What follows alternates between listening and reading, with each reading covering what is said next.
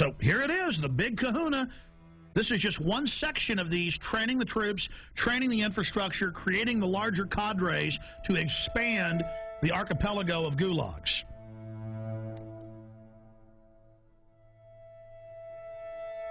New legislation authorizes FEMA camps in the United States. And it says 6 major camps across the country with hundreds of sub-region camps. Now, if you watch my films and read the documents we put out, that's exactly what we said the camps are and how they operate, because we reverse engineered all this. The camps are already built. It's when they want to openly announce they're doing it that they then pass a law. And they say, oh, all these shut down military bases that they've been keeping refurbished and putting barbed wire facing in and putting in showers and bunks, and we knew that those were to be the FEMA camps, because in the FEMA documents and the congressional leaks and from people that worked at the camps, we knew, and we would list the camps. Then we noticed when it was declassified in '97 that the very camps that had been, quote, decommissioned under the base closure, because they'd said back in the 80s under Rex 84 they were going to use the camps in Congress. So we said, you want to know where the camps are? They're old military bases, and they're old POW camps from Italians, Germans, and Japanese. Guess what's in here? Guess what's in the bill? They've reintroduced the National Compulsory Service under H.R. 1444. It says for mandatory national service. Defense Department announces civilian expeditionary workforce in Pentagon Directive 1404.10. It says management retains the authority to direct and assign civilian employees either voluntarily or involuntarily or on an unexpected basis to accomplish DOD mission. So, see, they're saying they're going to create a 7 million man. That was in the New York Times. The Congress said. I kept saying a million because Obama said as big as our army, as big as the military. That'd be 1 million people. They say 7 million now, and that they're going to draft you into this, and they'll decide, no more draft boards, if you stay here or if you go overseas.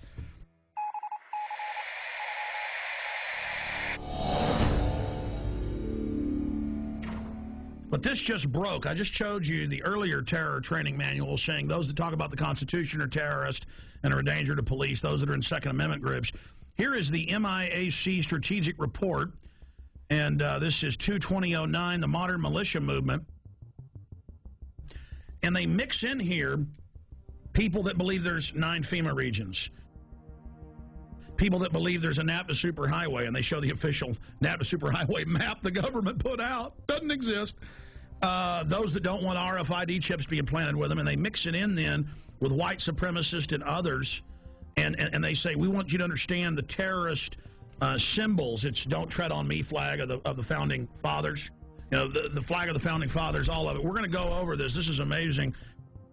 They say in there that there is, you know, no such thing as a New World Order banking takeover, as hundreds of newspapers a day say there will be a new bank of the world that you pay carbon taxes to. It just doesn't exist. You're insane terrorist if you believe it. You know, I remember my grandfathers, and it was normal just when you were at the dinner table, or even my dad, to explain how governments work and how history worked, and they taught the military. You don't have the military on the streets, and we're here to defend the Constitution, Bill of Rights, not what the president says if it violates that. And we've gone from that now to a strategic report, 2/2009, the modern militia movement, and then they mix gun owner groups, pro-gun groups in with white supremacists. They say those that believe in a new world order, these theories vary, but most always involve a globalist dictatorship. They show, and I'm putting on screen right now, official North American Union SPP maps that have been on CNN of how they're going to have every major highway be an international toll road from Mexico up into the deep north of Canada. And they just say it doesn't exist. These people are insane. I mean, this is a high level of psyop, isn't it, Gerald Salente? Well, you know, that's the way they always do things. You know, they lump them all together, and it's one size fits all. I have a question.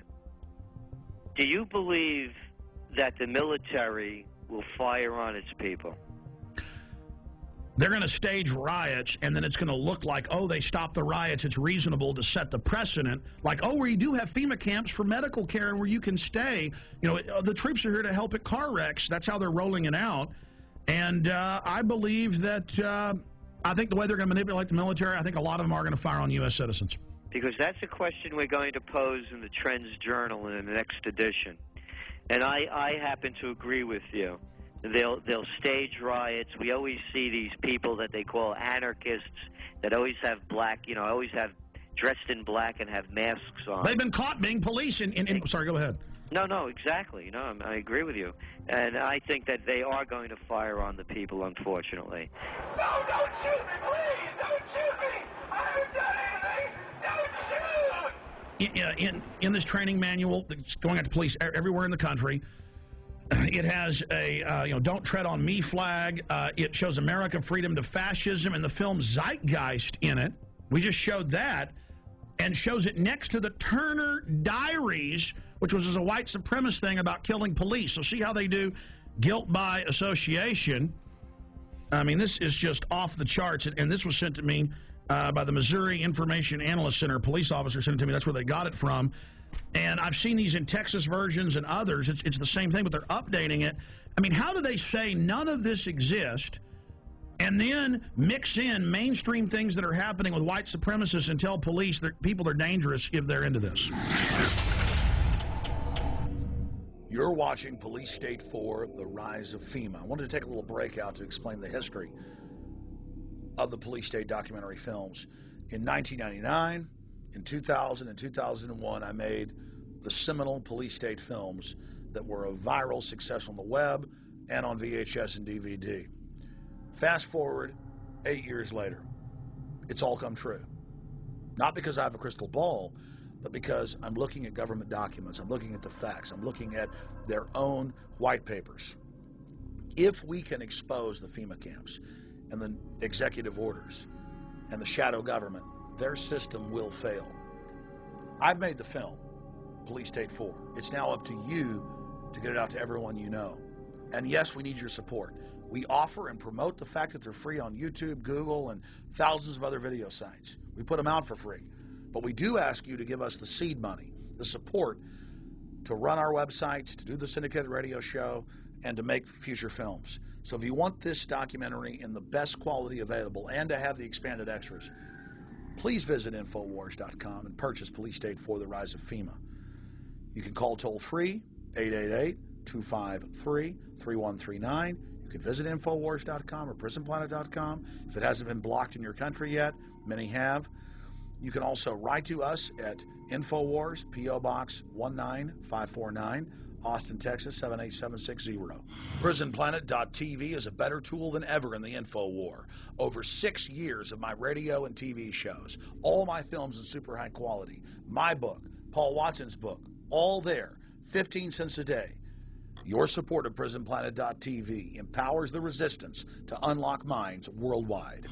The destiny of Police State 4, The Rise of FEMA is in your hands. I'm asking all of you to have public viewings, to make copies, and to give to everyone you know. The power of humanity and the human spirit is unstoppable if you'll simply unleash it, if you'll simply take action and turn it loose. I salute you all. Good evening, my fellow Americans. We have been compelled to create a permanent armaments industry of vast proportion.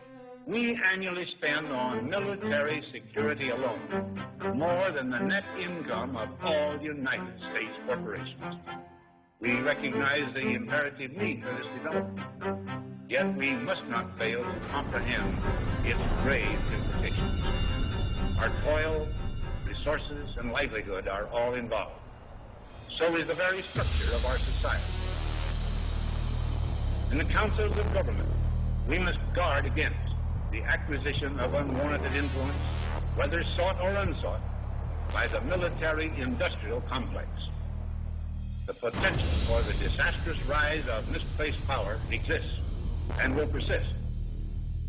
We must never let the weight of this combination endanger our liberties or democratic processes. Only an alert and knowledgeable citizen can compel the proper meshing of the huge industrial and military machinery of defense, the prospect of domination of the nation's coffers by federal employment, project allocations,